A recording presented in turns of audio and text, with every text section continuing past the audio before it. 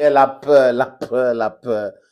L'Ukraine appartient à la famille de l'OTAN. Là, oh, tiens, l'Ukraine appartient à la famille européenne. Oh, l'Ukraine appartient à ceci. Nous allons soutenir l'Ukraine. Nous allons faire ceci. On va envoyer les missiles à longue portée, les missiles Scab, les missiles machin, les missiles Chulumangang. On va envoyer les missiles Karabungo Dungumbo. On va envoyer les missiles Kakjukubugu. On va émisser les Shadow Storm. On va envoyer les missiles ceci, qui sont un game changer. On va envoyer comment ça s'appelle ça, les chats Léopard 2, Léopard 2. Vraiment, ça tire à bout, ça tire, c'est stable, son canon tourne, et ça peut faire le marche arrière, ça peut survoler l'espace et tout ça. Ça peut même aller saluer les divinités. Et on va, le Challenger, ce Challenger, c'est un chat vraiment qu'on a fabriqué quand on n'avait pas encore pensé cette technologie. Abrahams, Bradley, les AMX-10, franchement, ce sont des chats vraiment légers qui vont changer tout parce que la façon que ça...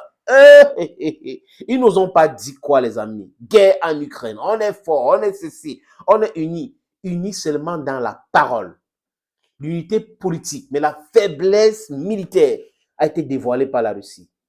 Vous ne pouvez pas être une trentaine de pays qui fait la guerre contre un seul pays et vous n'arrivez pas à faire des PSC significatifs. Et là, à Hiroshima, on va soutenir l'Ukraine jusqu'à... Et Zelensky lui-même, qui ose, c'est quand même incroyable que certains Ukrainiens n'ont pas prélevé. C'est parce que c'est important, les mots ont un sens. Même s'il faut faire la guerre jusqu'à qu'il reste une seule grande mer en Ukraine, nous allons faire la guerre. Ça veut dire que, quelque part dans sa tête, il pense qu'à un moment donné, l'Ukraine ne va pas exister. Parce que s'il reste une seule grande mer en Ukraine, cette grande mer ne peut pas faire d'enfants. Donc, ça veut dire quoi? Ça veut dire que c'est d'autres peuples qui vont peupler l'Ukraine. Il y a des gens dangereux ici dans le monde. C'est-à-dire qu'on prend quelqu'un qui est acteur, on met président, et il prend ce personnage-là, il croit vraiment qu'il est dans le film. On est dans le réel. Le réel, c'est la politique, c'est comme ça. On voit rouge, on dit c'est rouge. On signe les accords même avec le diable pour sauver une situation. On ne discute pas forcément avec ses amis. On ne dialogue pas forcément avec ses amis. On dialogue en situation de crise avec ses ennemis pour trouver une solution idoine pour tout le monde. Mais les gens qui prétendent avoir fait des longues études n'arrivent pas à comprendre cela parce que leur ego sous-dimensionnel contrôle leur cerveau. Quand votre ego contrôle votre cerveau, c'est très préjudiciable pour la suite, pour le fonctionnement, pour le bien commun. Quand un président ne comprend pas qu'il est là pour l'intérêt de son peuple, et l'intérêt de son peuple, ce n'est pas de laisser tuer des gens pendant longtemps, c'est de penser à mettre un terme à une situation de crise. Et parce que quand ça dure, si en face, vous avez un vrai lion, un vrai léopard, un vrai ours, ça devient compliqué pour vous de gérer. Quand vous regardez votre pays, votre économie, vous vous sentez faible, acceptez cela. Parce que vous êtes sur perfusion. C'est les gens qui vous donnent les armes, c'est les gens qui vous donnent l'argent pour payer les salaires, mais vous prétendez continuer à faire la guerre jusqu'au dernier Ukrainien. Et c'est ça le discours de Joe Biden à l'époque. Mais Joe Biden lui-même commence à changer de discours, il commence à changer, il commence à évoluer, il commence à parler de négociations. C'est pour cette raison que certains diplomates américains discutent déjà avec les diplomates russes, Sergei Lavrov y compris. C'est pour cette raison qu'aujourd'hui, les amis, que les États-Unis envoient les émissaires en Chine. Anthony Blinken, Helen, le ministre des Finances, John Kerry, qui est en charge du climat et autres. Oui, peut-être un parallèle, le climat doit se gérer entre ceux-là qui polluent l'atmosphère. Il ne faut pas venir avec cette histoire-là en Afrique. Vous êtes industrialisés, vous avez ce que vous avez aujourd'hui parce que vous avez créé les sociétés pour produire localement, consommer et vendre, exporter. Donc, laissez l'Afrique en dehors de cela. Nous avons les terres arides, nous avons les forêts, nous devrons nous développer, nous devrons nous industrialiser.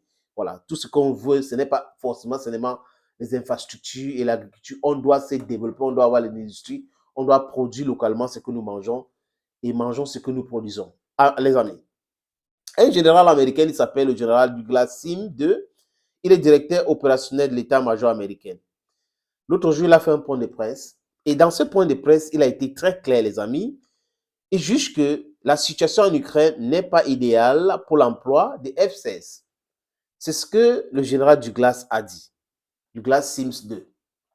On dirait que c'est un bassa. La situation en Ukraine aujourd'hui n'est pas idéale pour envoyer les F-16.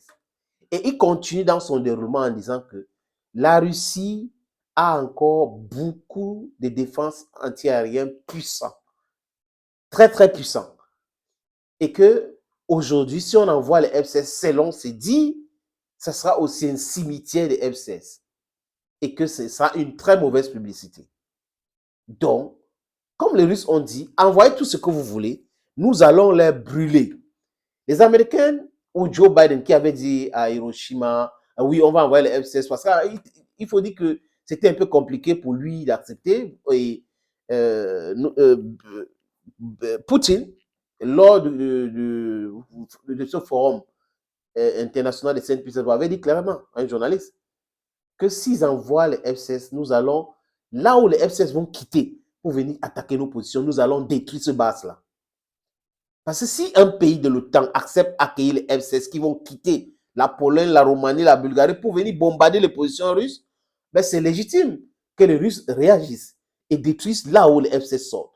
Et le général Douglas Sims 2 a compris le message.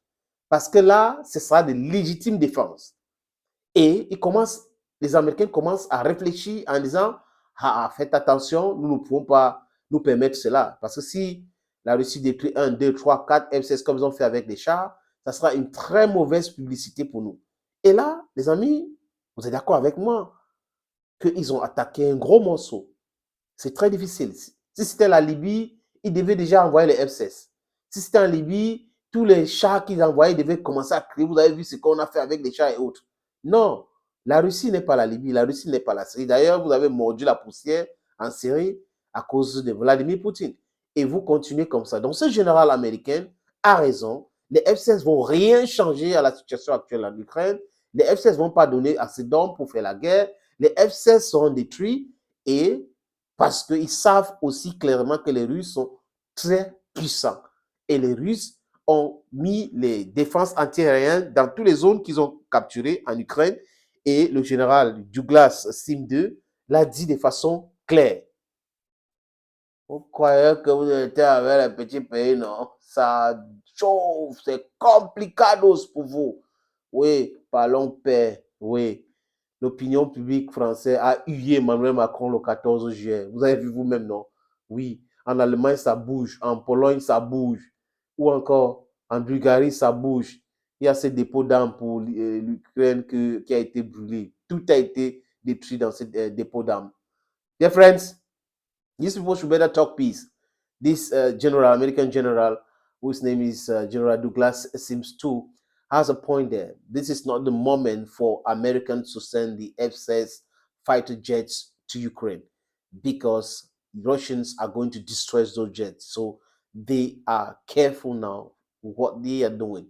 It takes time, it takes a lot of money, so you should not go and confront somebody who can humiliate you. And Russians are ready to humiliate Americans and show the world that these fighter jets are just paper tigers. Thank you, friends, for watching. Subscribe if you have time, please. Share and comment the video or just like. Thank you again. Bye-bye for now.